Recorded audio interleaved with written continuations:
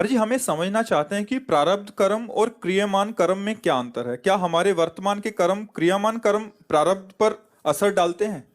प्रारब्ध कर्म वो होता है जो हमारे शरीर के रचने के समय रच गया है। उसमें दो प्रारब्ध कर्म होते हैं, एक शुभ होता है, एक अशुभ होता है। जो शुभ होता है वो सुख प्रदान करता है, जो अशुभ होता है वो दुख प्रदान करता है। जो शुभ होता है वो सफलता दिलाता है वर्तमान में, जो अशुभ होता है वो असफलता दिलाता है वर्तमान में।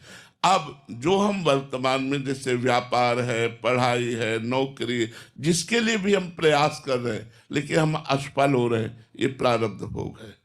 आपने बहुत प्रयास किया पढ़ाई में लेकिन आप फेल हो गए। आपने खेल में बहुत प्रयास किया, दूसरा कम प्रयास वाला निकल गया लेकिन आप फेल हो गए, ये आपका प्रारब्ध भोग है। अगर क्रियमाण आपका बराबर, आप निराश ना हो तो आप पास हो जाएंगे।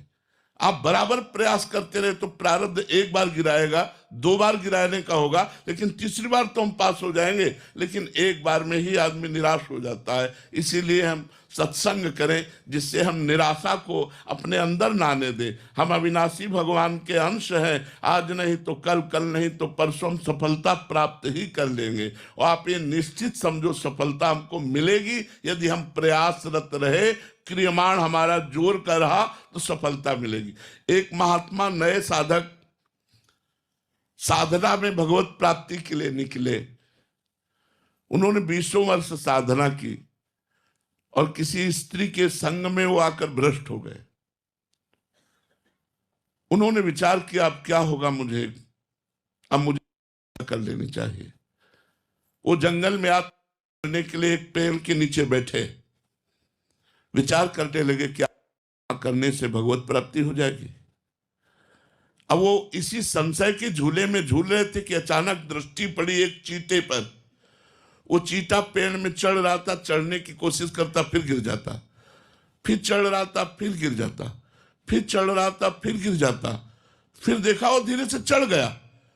उन्होंने कहा ये भगवान ने मुझे शिक्षा दी, मैं परमार्थ की चढ़ाई पर चढ़ रहा था, गिर गया, अब मुझे फिर प्रयास करना चाहिए।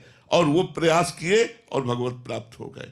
तो हम कभी असफलता में निराश न हो जाएं, उदास ना हो जाएं, हम भगवान का भरोसा रखें और अपना जो क्रियमाण है उसे और तीव्र करें और हम आगे निकल जाएं, हम सफलता प्राप्त कर लें। इसलिए हमें निराश नहीं होना। किसका प्रश्न था, आप समझ पाए? जी।